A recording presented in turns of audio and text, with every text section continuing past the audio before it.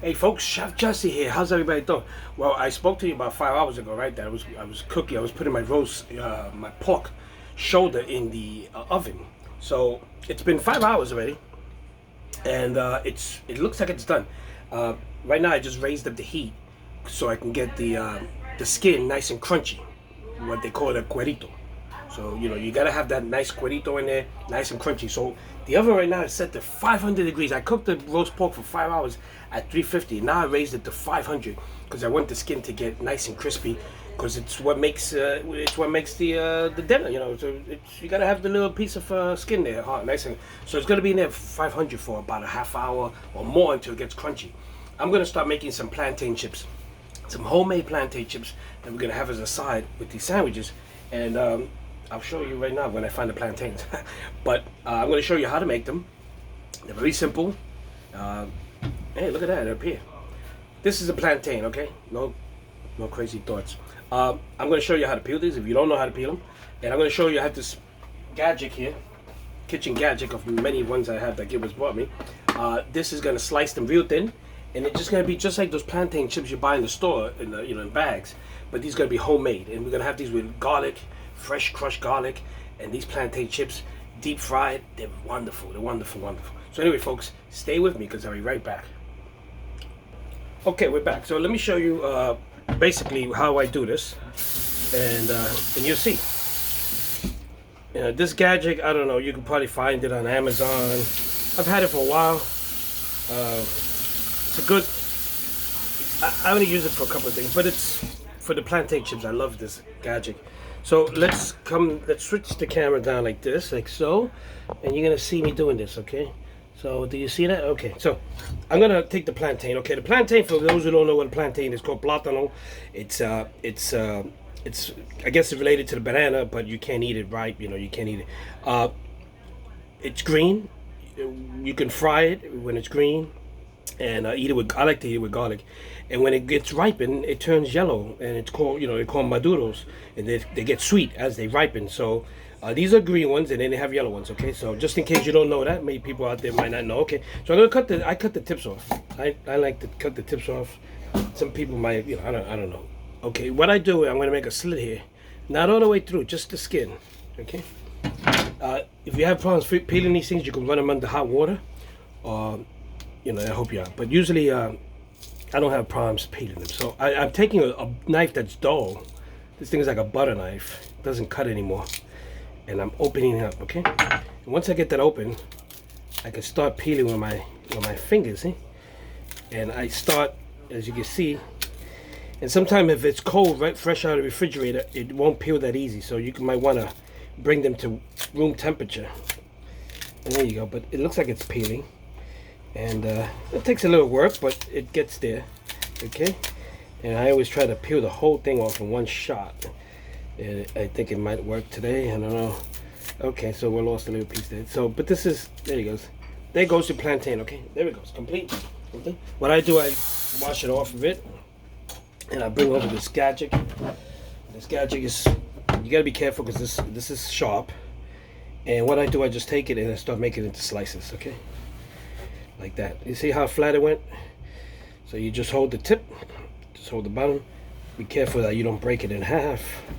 I mean, it might break in half, but okay. So what I'm doing is I'm making these strips, and I'm gonna deep fry them. And again, like I said, with garlic. And so let's do this. Okay. Let's do this again. And again, watch your fingers because this is very sharp. And if it slides, you're gonna have sliced fingers. Okay. Okay. So try to take it as easy. Once you get there, if you push too much pressure on this, you're gonna break it. And then I'm looking for this. See, I broke. But I'm looking for nice strips like that. Okay. There you go. Turn it around. Okay. Okay. And you might not be able to do all of it, but you will do most of them, okay? So you might want to turn them around too, like so. There you go. And I'm not gonna risk it anymore, but this is what it looks like. Okay, so there goes the strips. Let me get a nice one here. So there goes the plantain strips. Okay, broke, but this is where they look. You know, now I'm gonna put these in a bowl with salt water, with a little bit of salt water. There goes the whole one. I'm gonna put them in a bowl with salt water and leave them there for about maybe 15-20 minutes before I fry them, because I want these flavorful. So I'm gonna put a little bit of salt. So yeah, folks, that's it. Those are a way to make the plantain chips. So stay tuned, guys. I'm gonna show you some more stuff. So folks, I just finished doing my garlic sauce for the plantains. I smashed up a whole clove of a whole head of garlic, and I'm gonna show you how it looks. Okay. Now I using this mortar and pesto, whatever you call those things, belong. I smashed up my garlic. You know, there you go. Let me get this off this thing. And garlic is good for you, folks. It's good for your blood pressure. It's good for your keep friends away, vampires away. So there goes my garlic, right? It's chopped up, you know, smashed up, and this is very tasty. What I do, I put it in here. I put some olive oil in there. Put some olive oil, and I'm gonna put some lemon juice. Olive oil, lemon juice, like so, and put a little bit more. I'm not measuring. I put a drop of wet wine vinegar there. There you go. Just a couple of drops. This is red wine vinegar. Red wine. I always get, okay. And I'm gonna put some salt in there, maybe a half a teaspoon, 1, 2, 3, 4, 5. I'm gonna put some pepper in there, 1, 2, 3. I'm gonna put some. I'm gonna put a little smack of oregano, just to give it a little bit of flavor. There you go. That's it. Okay, I'm gonna mix this up in here. Give it a dash of garlic powder, even though it is garlic. I'm gonna put some.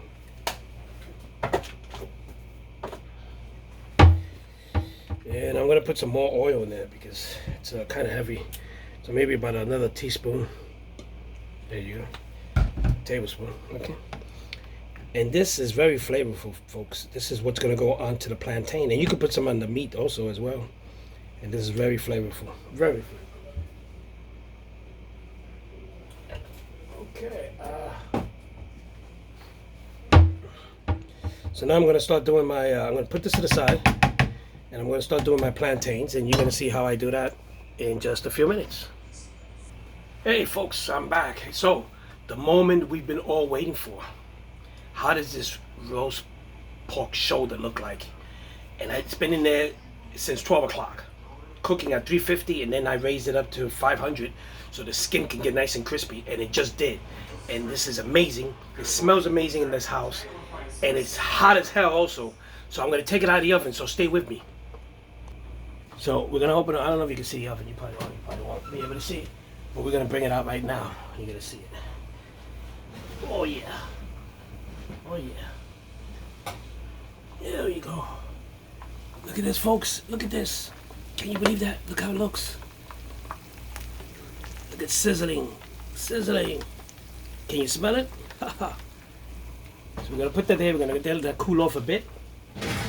Turn off this oven because it's 500 degrees in here, and as it settles down, it continues to cook, and then you know the meat is, falling off. You could tell. Let me just show you an example. The meat is like, it's just, look at that. So you just look at this, how this meat looks. It just pulls right off. Look at that. Oh man. So yep, and look at that. You see the crispiness? This is what I was looking for. So we're gonna let this cool off a bit and continue cooking because the meat is still cooking in there. And then we're gonna come back and we're gonna cut it up, and then we're gonna make it into sandwiches, and then whatever's left is for tomorrow's lunch. And stay tuned. So folks, for these sandwiches, I'm gonna be using this nice French bread, like so. And I know a lot of my friends out there, where they live, they can't get good bread. And but I feel sorry. I wish I could send you. I swear to God, I would send you a couple of loaves if I could. If it would get there, I would send it to you with no problem. But unfortunately, I can't. So you're just gonna have to. So this is what it looks like. This is for one sandwich. This is for another sandwich, a mini one, small. And I'm gonna cut it in half, and I'm gonna start to make up the sandwich. And these sandwiches are going into a press. I'm gonna go into have a similar to a panini press. It's a press, and it's gonna go in there, and I'm gonna press them, and that's it. And now I'm gonna start frying my plantain chips. So stay tuned. So folks, I'm gonna start frying my plantain chips, and these things are gonna fry up pretty quick because they're cut thin. And let me show you. So I'm gonna drop them slowly into the hot oil using my cast iron skillet so it doesn't burn. And this cast iron skillet holds high temperatures. So I'm gonna dip them in there, just drop them in, and then I'm gonna drain them in paper towels. Okay. They didn't come out the way I wanted them. I always like them real nice and long. Only a few of them because the plantains were acting up on me, and I got a couple of them that are long, but for the majority, we go long one. There we go. This is what I was looking for, and we're going like that. So a few of them broke, but it doesn't matter. It's still gonna get fried. They can't get away from me. And so I'm gonna fry these in batches. I don't want to crowd the pan there. I'm gonna fry these in batches. I'm gonna put them in I'm gonna put them with paper towels in a. Let me see. Let me show you. Okay.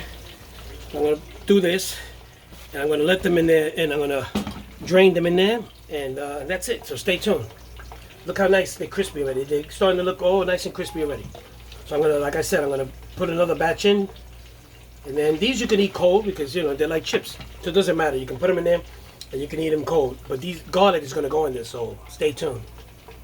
So folks, the moment has come to for me to cut up this pernil, this pork shoulder, and let me show you how this looks. Okay, so the skin is nice and crispy. The skin comes out completely. Look at that smoke coming out of it. You can hear the crunch. Ooh, oh my God! Look at that. Look at this. So we're gonna put this to the side, the skin, and then we're gonna start cutting up the pork. The pork should be nice and soft. It should pull off. Look at that. It's pulling right off. It's like pulled pork. This thing has been cooking for 5 hours.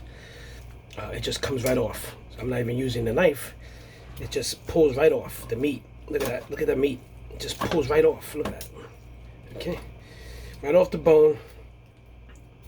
Okay, look. I'm not even using a knife. I'm just holding the knife down and I'm just pulling with this fork.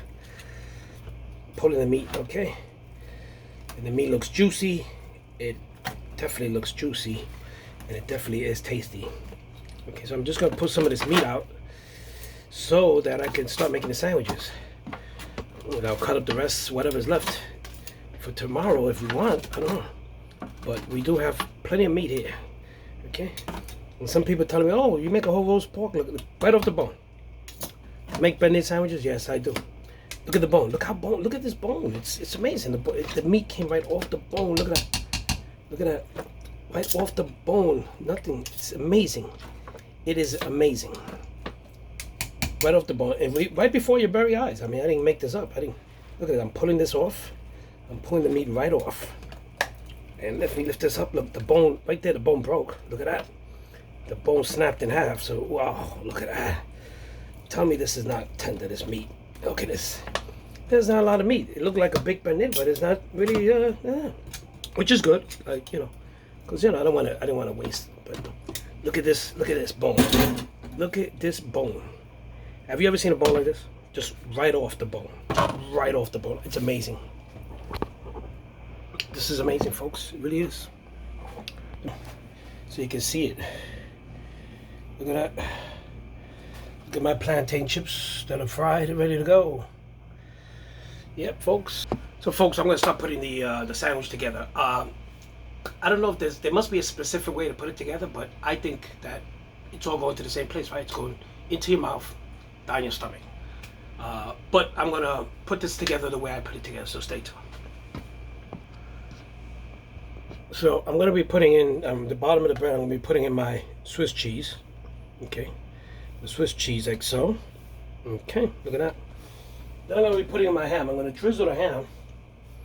Actually, I don't want to drizzle the ham. For Cuban sandwiches, I won't drizzle the ham. I'm going to put it like this. Okay, that's the way I put it. That's the way you usually put it. When you make an Italian hero or something, you drizzle the ham. But for this, you want it folded because it's just the style that you're looking for, okay? It's Cuban style. So you put the ham, you fold it, and you put it down, okay? And then I'm going to put the meat, and we'll stay tuned.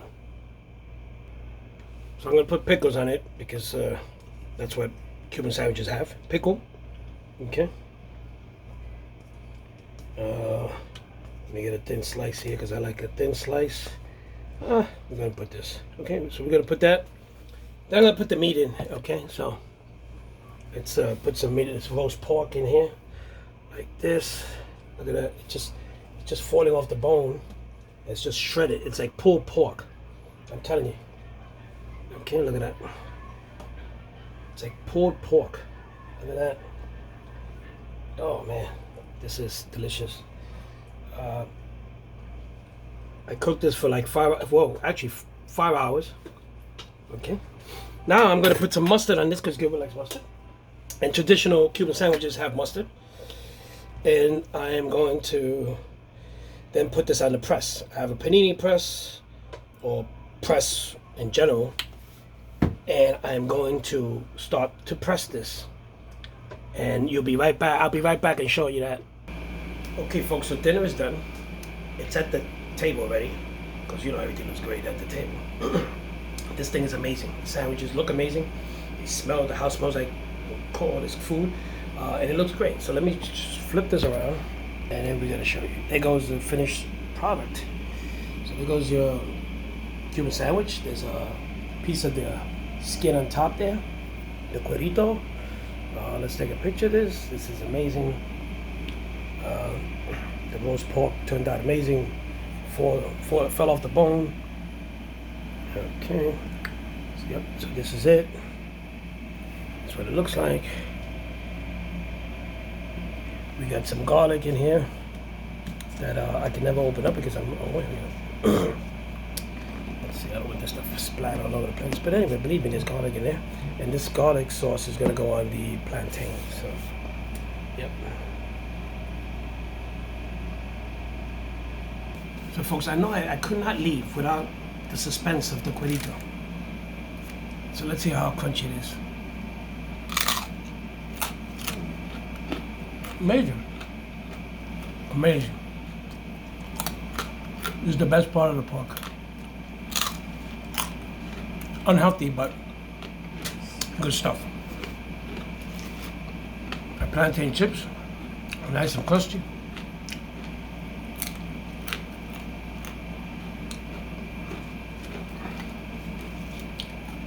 The sandwich is amazing.